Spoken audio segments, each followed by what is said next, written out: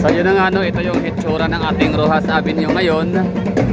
Umaga 6:03, Sunday, syempre August 17, araw ng Davao, I mean Kadayawan Festival. So kita ho natin dito yung ano, no, mga contingents ho natin sa Indak sa Catalanan Festival. So nakakatuwa kasi mukhang marami pa rin, no? Like mas lalong dumami yata, observe ko lang na mas marami yata ngayon ang ating contingents, yung ating mga participants, and may mga nakikita tayo coming from different places, no, sa Mindanao, hindi lang Davao region. So syempre di pa siguro nagsisimula yung yung pagpapanata yung indak-indak, pero kita na natin dito may mga nag-exercise na rehearse, no, parang final rehearsal na ho nila yan bago pa sila mag-perform dun sa harap ng ating mga jurado or judges. Okay, so from here sa may anong corner to dito, Padre Gomez, tama, no? Padre Gomez.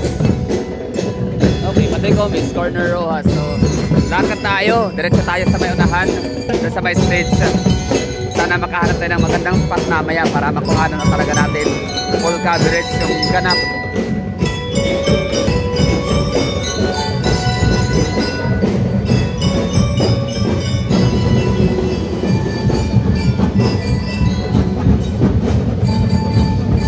Drum and bugle choir, float parade, tsaka yung indak-indak.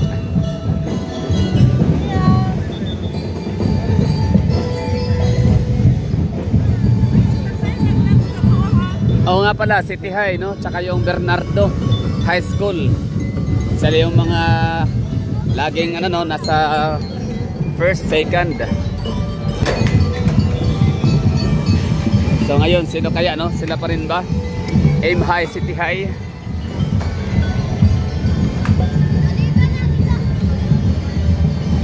Sana lang yun, City category, Davao City category. Kasi iba naman yung yung open.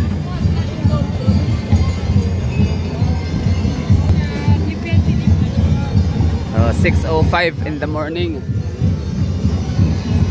So all set na, no, ready na lahat. So wish lang talaga natin na maging successful yung palabas.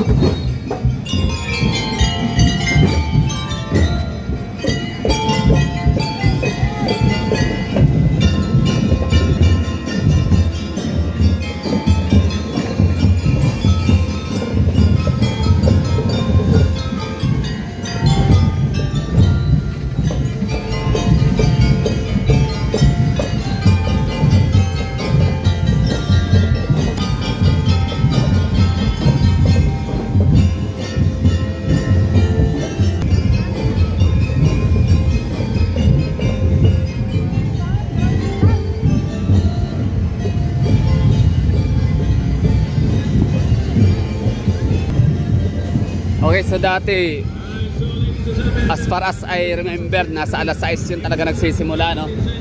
So ngayon, lagpas sa alas 6 na, pero parang hindi pa yata nasisimulang umusad yung natin, mga contingents. Although mayroong countdown, so seconds. Yan, seconds na lang, oh. Yan, 50, 49.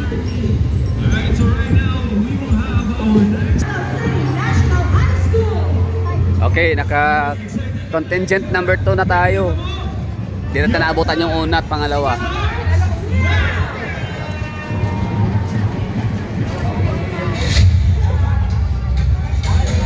Sayang.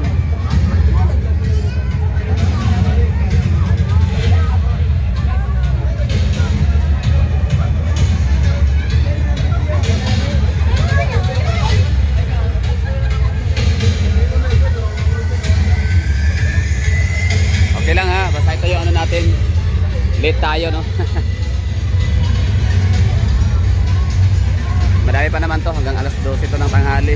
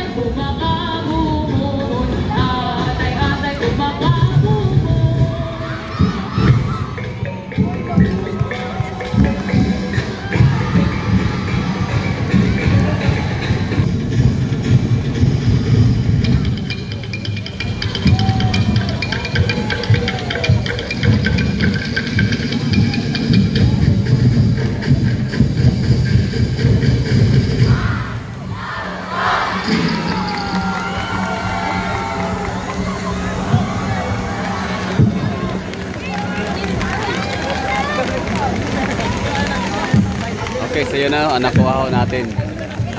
Ika-third na daw yun eh.